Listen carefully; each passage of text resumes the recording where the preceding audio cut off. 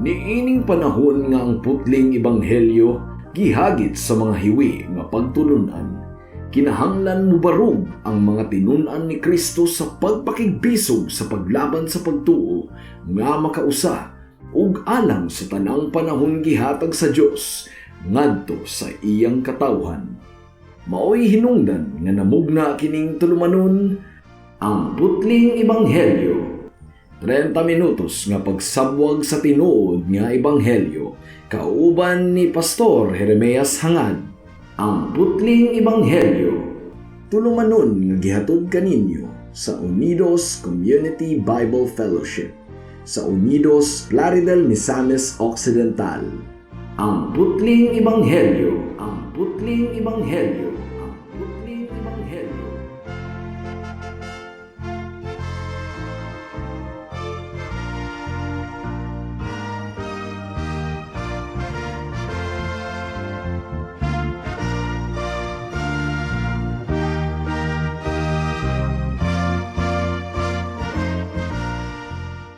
Mayong hapon, Unidos, Plaridel, Calamba, Baliangaw, Sapangdalaga, Rizal, Lupisayna, ug kutob sa tanang gidala sa Ginoo sa pagpaminaw ni ining atong programa nga giuluhan og ang putling ebanghelyo.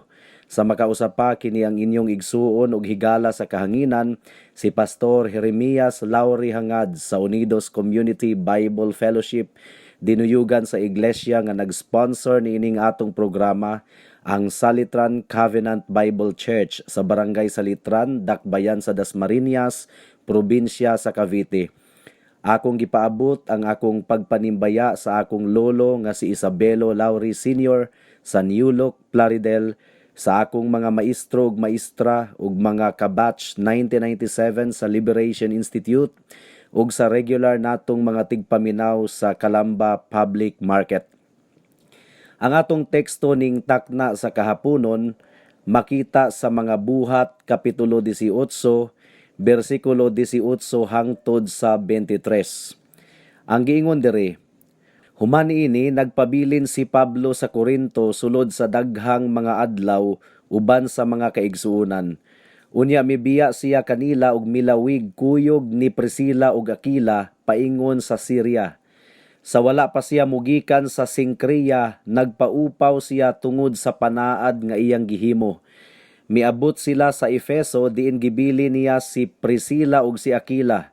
Unya miadto siya sa sinagoga ug nakiglantugi sa mga Hudiyo. Gihangyo siya sa mga tawo sa pagpabilin didto sa dugayng panahon apan wala siya musugot. Hinuon sa pagbiya na niya, giingnan niya sila, kun mutugot ang Dios, mubalik ako.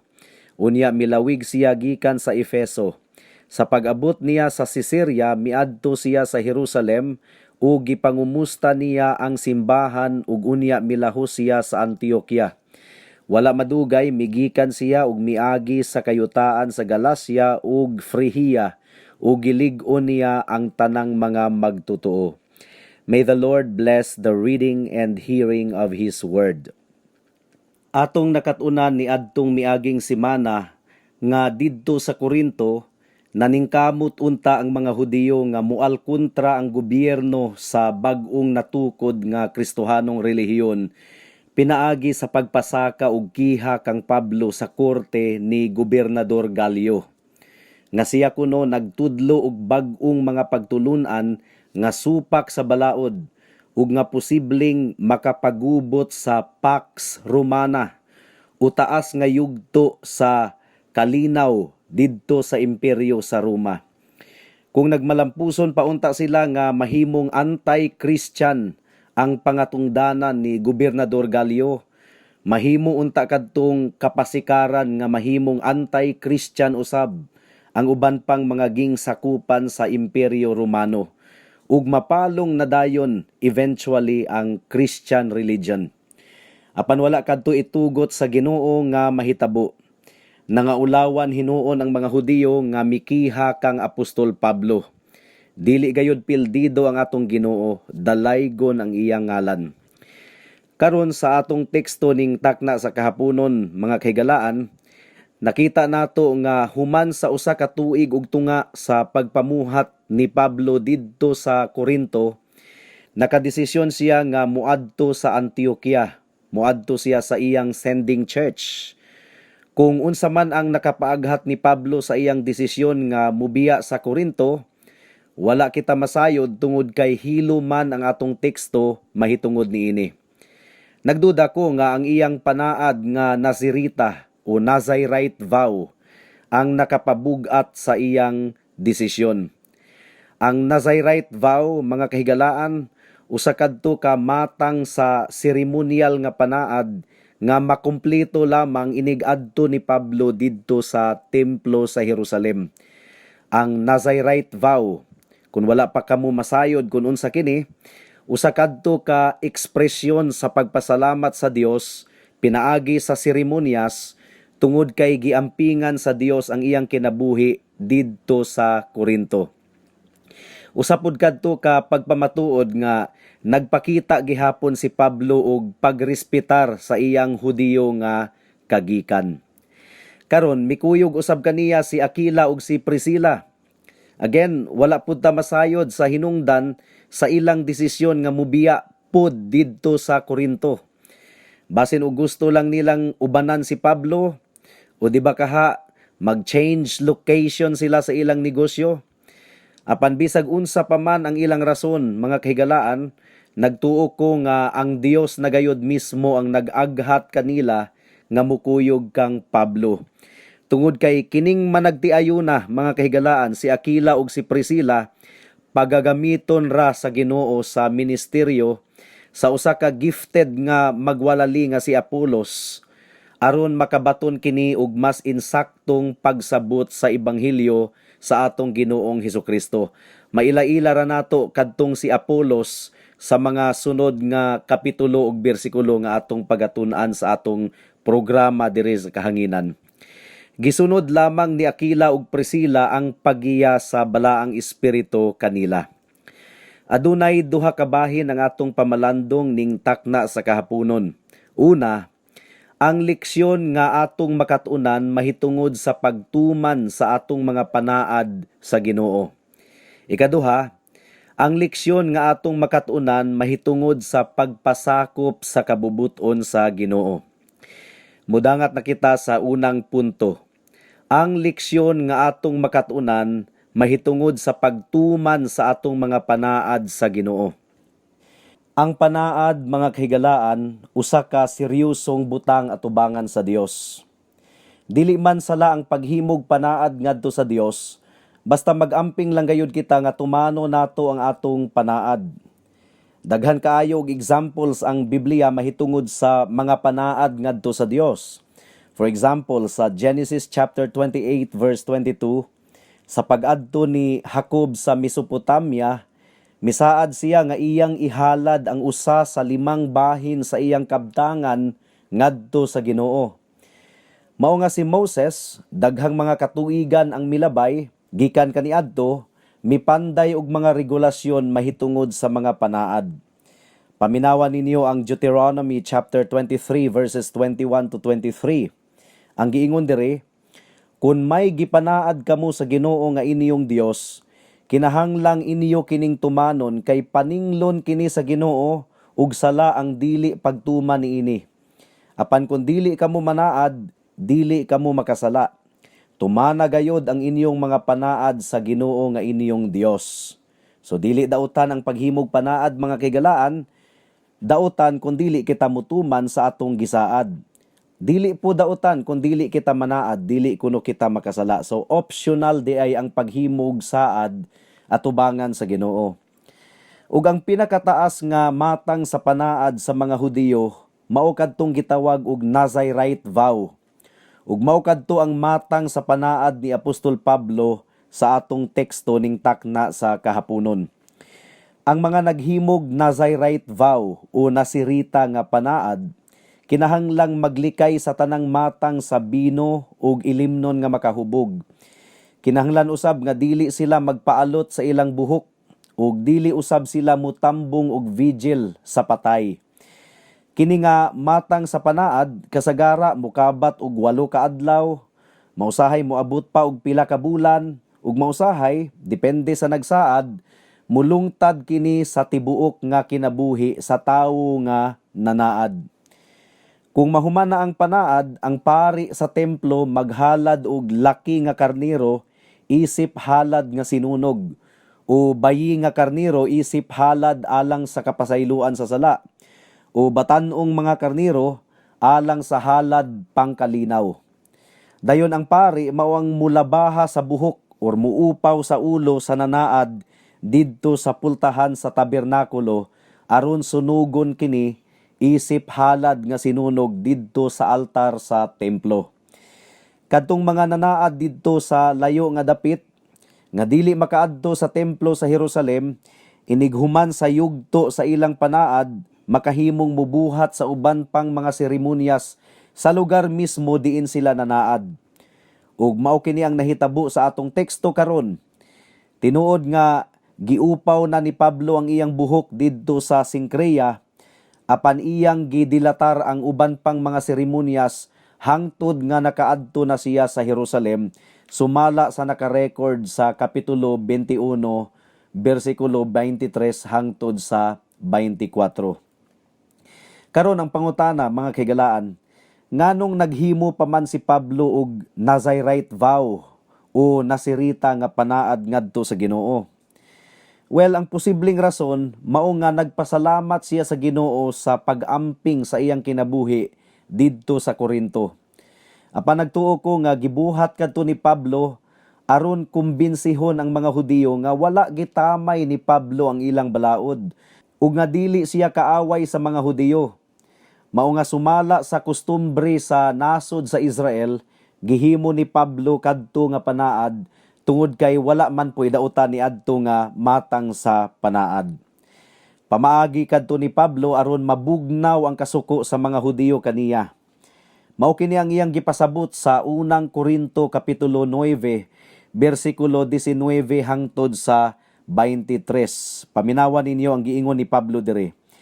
Dili ako ulipon ni bisan kinsa, apan nagpaulipon ako sa tanan aron mas daghan ang akong makabig. Samtang nag-alagad ako sa mga Hudiyo, nagkinabuhi ako ingon nga Hudiyo aron makabig ko sila. Ug kanila nga nailalom sa balaod ni Moises, nagkinabuhi ako ingon nga ilalom niini, bisan dili ako ilalom sa maong balaod aron pagkabig kanila. Sa mga dili Hudiyo, nagkinabuhi ako sama kanila nga dili ilalom sa balaod sa mga Hudiyo aron makabig ko sila. Wala kini magpasabot nga wala ako magtuman sa balaod sa Dios, kaysa pagkatinuod ubos man ako sa balaod ni Kristo. Diha sa mga huyang sa pagtuo nahimo akong huyang sama kanila aron makabig ko sila.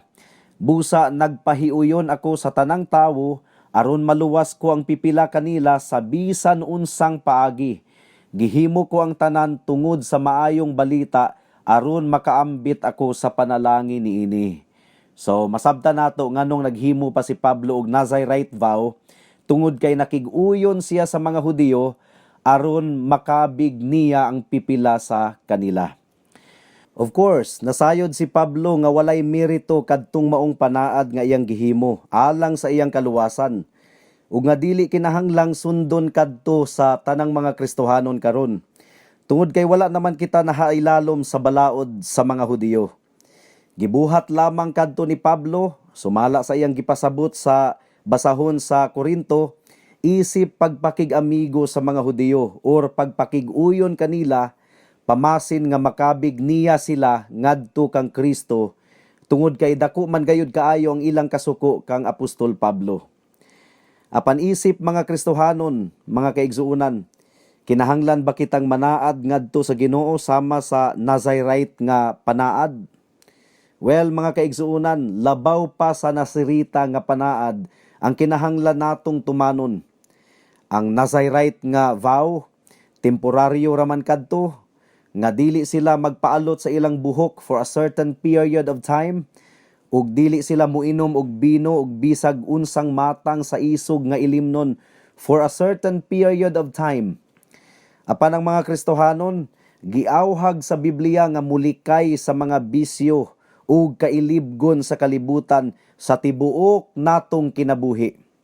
Mao kini ang giingon sa Roma kapitulo 12 bersikulo 1 hangtod sa 2. Paminawan ninyo ang giingon diri. Busa mga igsuon, tungod sa dakong kaluoy nga gipakita sa Dios kanato, hangyoon ko kamo sa pagtugyan sa inyong kaugalingon ngadto sa Dios, ingon nga buhing halad, balaan ug makapahimuot kaniya. Mao kini ang matuod nga pagsimba nga angay ninyong ihalad. Ayaw kamo pagpahiuyon sa pamatasan ni ining panahuna, ipabag-o hinuon sa Dios ang inyong kaugalingon, pinaagi sa pagbag-o sa inyong panghunahuna, aron masayra ninyo ang kabubuton sa Dios, unsay maayo, hingpit ug makapahimuot kaniya. So mas labaw pa di ay sa Nazirite vow ang kinahanglan natong buhaton isip magtotoo kang Kristo. It's a lifetime engagement, it's a lifetime commitment nga dili kita magpahiuyon sa pattern ni ining kalibutana nga ihalad nato ang atong kinabuhi sa atong Ginoong Hesukristo. Adunay mga kaso sa Nazirita nga panaad sa Biblia nga wala matuman sa nanaad.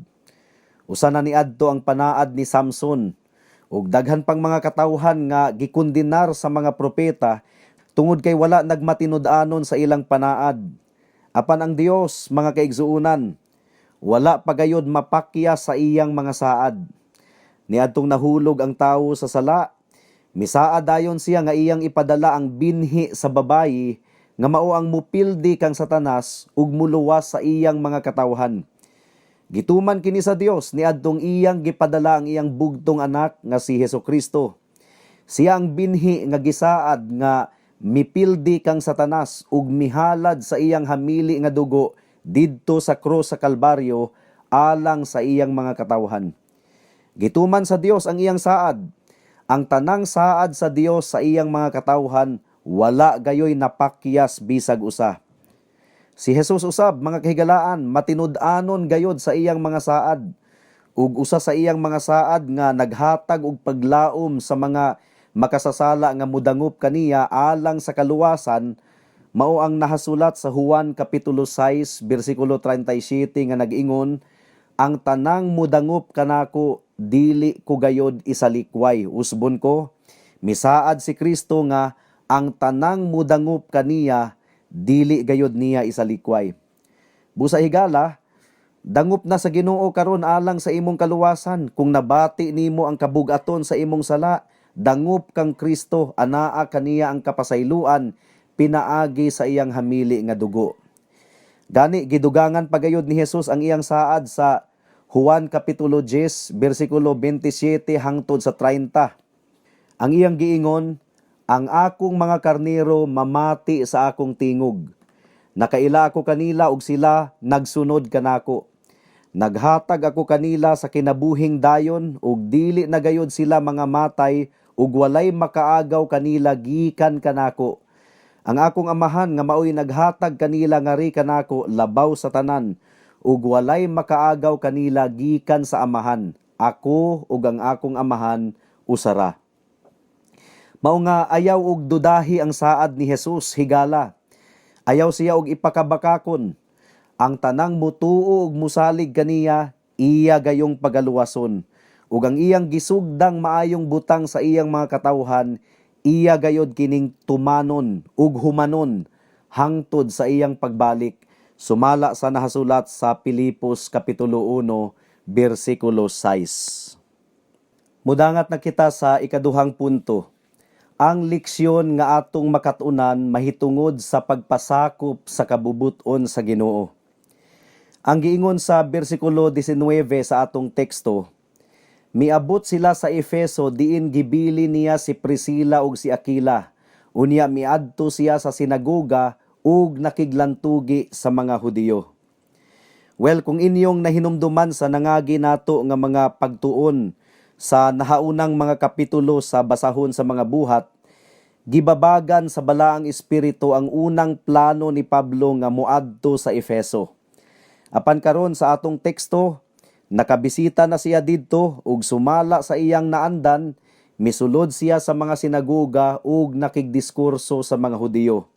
Dayon iyang gibilin si Aquila ug si Priscilla didto. sa tataw nga rason nga makaatiman pa sila sa mga kaigsuunan didto. Ug maayo ang pagtagad sa mga taga-Efeso sa pulong sa Ginoo, sumala sa giingon sa bersikulo 20. Mihangyo pa man gani sila nga magpundo pa si Pablo didto og taod-taod. Apan wala mosugot si Pablo tungod kay kinahanglang kumplituhon niya ang iyang nasirita nga panaad didto sa Jerusalem. Apan misaad siya nga kung itugot sa Ginoo, mobisita ra siya og balik didto sa Efeso. Well, ingon ini dapat ang attitude sa mga Kristohanon, ang magpasakop sa kabubuton sa Ginoo sa tanang aksyon nga atong pagahimuon. Anyway, kung basahon ninyo ang kapitulo 19 bersikulo 1, masayra nato nga gitugutan sa Ginoo nga si Pablo makatuman sa iyang saad nga mobisita og usab didto sa Efeso. Gani nagministeryo siya didto sulod sa 3 ka tuig. Ang atong kinabuhi mga kahigalaan anaa ra gayud sa mga kamot sa Ginoo. Tinuod aduna kitay mga plano, apan ang Ginoo gihapon ang nagmando ug nagbuot sa tanang mahitabo sa atong kinabuhi. Mao nga kun duna kitay mga plano, sundo nato ang giingon ni Pablo. Ang giingon ni Pablo, kung itugot sa Ginoo, mobisita ra ko og usab kaninyo. Kung itugot sa Ginoo. Kay ang Ginoo ra man gayud ang mutugot sa atong mga plano, mga kahigalaan. Mao nga magpasakop kita sa iyang kabubuton, ug dili kita manluod ug masuko kaniya kung dili matuman ang atong mga plano.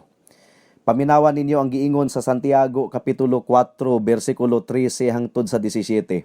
Ang giingon diri, ani ay isulti ko kaninyo, kamo nga nag-ingon karon uugma moadto kami sa syudad ug magpabilin didtog usa ka tuig aron mamatigayon ug makasapi pag-ayo. Wala kamo masayod kung unsay mahitabo kaninyo ugma.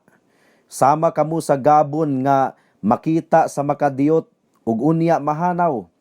Mao kini ang angay ninyong isulti, kun maluoy ang Ginoo, lugwayan niya ang atong kinabuhi ug makabuhat kita sa atong buot-buhaton. Apan kamo karon nagpagarbo ug nangandak, dili kini maayo. Busa ang tawo nga nasayod unsay maayo nga buhaton apan wala magbuhat niini nakasala. So nakita ninyo mga kahigalaan, dili di ay maayong manghinambog kita sa atong mga plano. Nga murag sigurado na gayud kayo kita nga matuman kini. Ang Dios ra gihapon ang magbuot kung matuman ba kini o dili.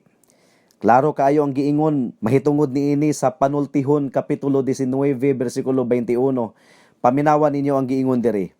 Maglaraw ang usa ka tawo ug bisan unsa apan ang kabubuton sa Ginoo maoy matuman. Si Jesus man gani niadtong nagampo siya sa tanaman sa Getsemani.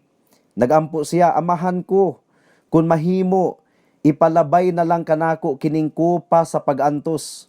Apan dili ang akong kabubuton, kun dili ang imong kabubuton mao ang matuman. So si Jesus mismo, nagpasakop gayod sa kabubuton sa iyang amahan, bisan pa ngadto sa kamatayon. Kinahanglan gayod nga mag-antos si Hesukristo, aron maluwas ang mga makasasala nga susama nimo ug kanako kung mutuog musalig kita kaniya nga may paghinulsol sa atong mga sala. Mudangat na kita sa mga aplikasyon. Una, kung magampo kita mga kahigalaan, atong matngunan ang gisugo sa Ecclesiastes kapitulo 5 bersikulo 2 nga nagaingon, huna-hunaa una sa dili ka pamusulti, ug ayaw paghimog dinali-daling panaad sa Dios. Atua sa langit ang Dios ug ania ka sa yuta busa ayaw pagpatuyang og sulti. Well, timan-an nato kini mga kaigsuunan. Ikaduhang aplikasyon, alang sa mga kaubang magtotoo, dili kita maratol kung dunay mga panghitabo nga makababag sa atong mga plano. Tungod kay ang Dios ang gagunit sa tanang panghitabo. Hinumduman nato ang giingon sa Salmo kapitulo 46 bersikulo 1 hangtod sa 3 nga ang Dios mao ang atong dalangpanan ug kusog, andam siya kanunay sa pagtabang panahon sa kalisdanan. Busa dili kita mahadlok bisan matay-og ang yuta ug matumpag ang kabukiran ngadto sa kahiladman sa dagat. bisan pagmudahunog ang dagat ug magpungasi ang mga balod ug ang kabungturan matay og sa kagahob niini. Ug katapusang aplikasyon alang sa mga wala pa kang Kristo, hinumdumi ninyo nga ang Dios matinud-anon nga mutuman sa iyang saad. Well, nagsaad ang Ginoo nga mubalik siya pag-usab aron sa paghukom. Iyang ibutang sa iyang tuo ang mga katawhan niya nga nagtuo ug nagsalig kaniya ingon nga bugtong Dios ug manluluwas ug nagkinabuhi ilalom sa iyang kabubuton. Ug iyang ilain sa iyang wala ang mga makasasala ug iya silang itambog sa walay katapusang silot didto sa dagat nga kalayo nga mao ang impyerno. Tinuod gayud kini mga kahigalaan, tumanon gayud kini sa Ginoo sa adlaw sa iyang pagbalik, sa adlaw sa iyang paghukom. Makaluluoy ikaw kung mahaapil ka sa mas bagang panon sa katawhan nga pagasilutan sa Ginoo. Apan aduna pay laing saad ang Ginoo nga dili pud niya pakyason. Unsa man kini? Kini mao ang saad niya sa tanang mga maghinulsol sa ilang mga sala ug mudangup kaniya alang sa kompletong kapasayloan ug kaluwasan. Nagsaad siya nga bisag kinsa ang muduol kaniya, dili gayud niya isalikway. Nagsaad siya nga bisag unsa pa kaitom ang ilang kasalaanan, iya kining pagapasayloon ug pagahugasan sa iyang hamili nga dugo. Busay higala, nabugatan ba ikaw sa imong mga sala? Dangup kang Kristo. Dili kaniya isalikway kung mudangup ikaw kaniya, mao kini ang iyang saad. Andam siya sa pagpasaylo kanimo ug pagluwas kanimo, bisag unsa pa kaitom ang imong kasalanan. Buhata kini karon dayon ug mabatunan nimo ang tumang kalinaw sa imong kalag. Buhata kini karon dayon kay basin ug ugma ulahi na ang tanan. Amen. Hangtod dinhi na lang kita taman sa atong pagtuon karong taknaa tungod kay wala na kitay oras pa. Sa makausapa, giimbitar ko kamo sa pagtambong sa atong panimbahon ugmang adlaw, adlawng Domingo, adlaw nga igpapahulay, 2:00 sa hapon sa panimalay ni Winstro ug ni Conchita hangad sa Unidos. Daghang salamat.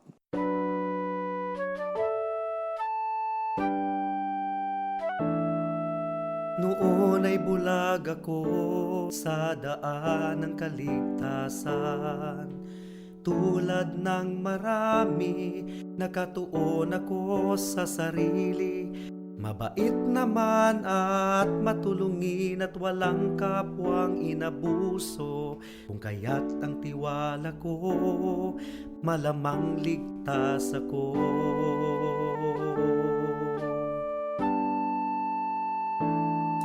Ngunit ang isipan ko'y binuksan ng Panginoon.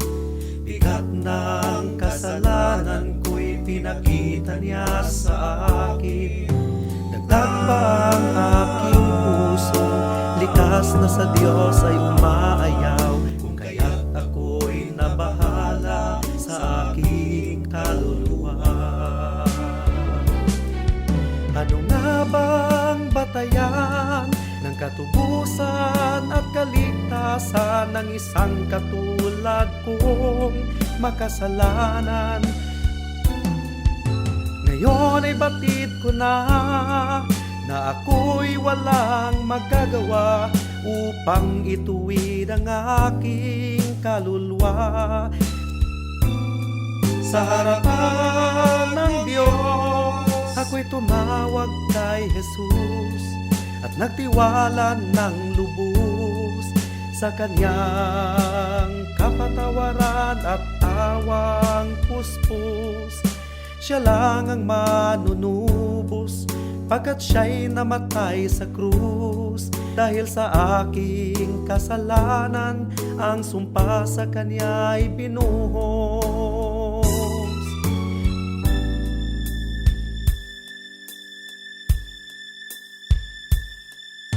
Ngayon ay tiyak ko na ang aking kaligtasan, aking nararanasan, tunay na kapayapaan. Ang puso ko'y binago niya, ang buhay ko'y inayos niya. Purihin si Jesus sa dakilang biyaya niya. Ang puso ko'y binago niya, ang buhay ko'y inayos niya. Purihin si Jesus sa dakilang biyaya niya. Alang sa dugang nga mga pangutana, mahimong mo text kang Pastor Jeremias hangad sa 0935 744 3030.